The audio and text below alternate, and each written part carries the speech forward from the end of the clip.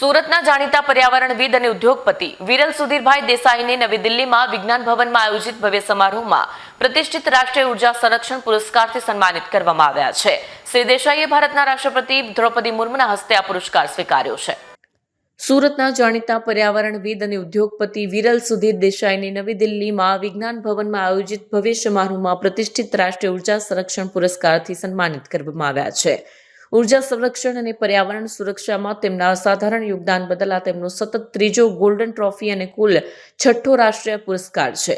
Green main તરીકે જાણીતા Viral દેસાઈની company ઝેનિટેક્સે ઉર્જા કાર્યક્ષમતા અને સંરક્ષણ માટે અદ્યતન પદ્ધતિઓ અપનાવવા બદલ રાષ્ટ્રીય સ્તરે માન્યતા મેળવી છે. આ સિદ્ધિ પર પોતાનો આનંદ વ્યક્ત કરતા વિરલ દેસાઈએ જણાવ્યું હતું કે આ પુરસ્કાર માત્ર મારા માટે કે મારી કંપની માટે નથી, પરંતુ પ્રકૃતિ પ્રત્યે સમર્પિત દરેક વ્યક્તિ માટે છે. ઉર્જા સંરક્ષણ સમયની તાતી જરૂરિયાત છે અને પર્યાવરણને બચાવવાનો મારો સંકલ્પ વધુ મજબૂત થશે. તેમને વર્ષ 2019, 2022 અને આ વખતે 2025 એમ સતત ત્રીજી ગોલ્ડન ટ્રોફી એનાયત થઈ છે. 14 ડિસેમ્બરે અમને નેશનલ એનર્જી કન્ઝર્વેશન જે નેશનલ એનર્જી કન્ઝર્વેશન દિવસ છે એ વખતે વિજ્ઞાન ભવનમાં ખાસ કરીને national energy conservation first prize golden trophy in the textile sector મળ્યો છે. અમારા માટે સૌભાગ્યની વાત એ છે કે આ ત્રીજી વાર લગાતાર ગોલ્ડન ટ્રોફી મળી છે. 2019, 2022 અને 2025 એમ કરીને ત્રીજી વાર છે. એટલે અમારા માટે બહુ જ મોટી વાત છે, હિસ્ટોરિક છે. આ ખાસ કરીને બહુ જ વધારે ખુશી છે કારણ કે મોટા જે ઉદ્યોગ છે, ગ્લોબલ કોર્પોરેટ્સ છે કે મોટા જે એકદમ મોટા કોંગ્લોમરેટ્સ જે છે એ લોકોને આ અવોર્ડથી એનાયત કરવામાં આવે છે. ખાસ કરીને તો એ લોકો વચ્ચે જઈને અમે ઇન્સ્પાયર ફીલ કરીએ છીએ કે આ રીતનું અમને પણ અચીવમેન્ટ મળ્યું છે. ખાસ કરીને ગુજરાત સરકારને જે વખતે અમે ફર્સ્ટ ટાઈમ વાઇબ્રન્ટ ગુજરાતમાં જે અમને અવોર્ડ મળ્યો હતો best industry for energy conservation ને એને માટે એન્વાયરમેન્ટ પ્રોટેક્શનનો અવોર્ડ મળ્યો હતો. એના પછી ગુજરાત અમે નોમિનેટ કર્યું હતું આગળ. અને આ એવું કહી શકાય કે એનર્જી કન્ઝર્વેશન અવોર્ડ જે છે એ સૌથી પ્રેસ્ટિજિયસ ટોપ મોસ્ટ રેકોગ્નાઇઝડ અવોર્ડ છે.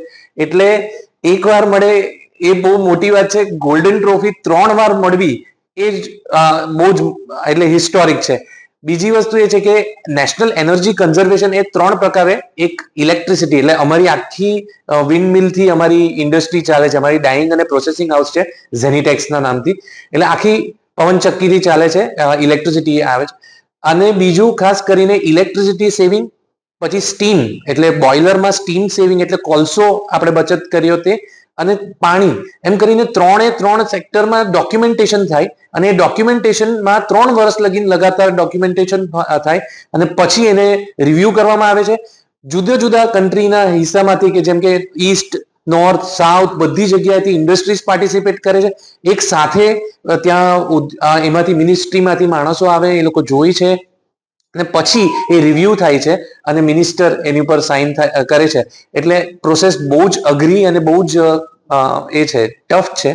But we are again very blessed કે એક નાની ઇન્ડસ્ટ્રી તરીકે આ સપના જેવું લાગે છે કે આ વસ્તુ થઈ શકે છે, અમારા માટે પોસિબલ થઈ છે.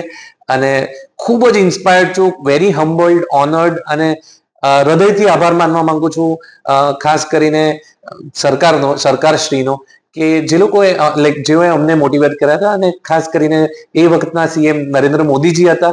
તો એ વાઇબ્રન્ટ ગુજરાતથી અમારી આખી જર્ની સ્ટાર્ટ થઈ હતી અને હમણાં આ 3 વાર નેશનલ એનર્જી કન્ઝર્વેશન મળ્યો છે. એટલે ક્લીન ઇન્ડિયા, ગ્રીન ઇન્ડિયાનું સપનું એ કરીએ છીએ. અને સત્યાગ્રહ અગેન્સ્ટ પોલ્યુશન ને ક્લાઇમેટ ચેન્જ ના હેઠળ 6 લાખથી વધારે વૃક્ષો પણ રોપ્યા છે. એટલે ખૂબ ખૂબ આનંદ થાય છે અને કરતા રહીશું વધારે કામ. Thank you.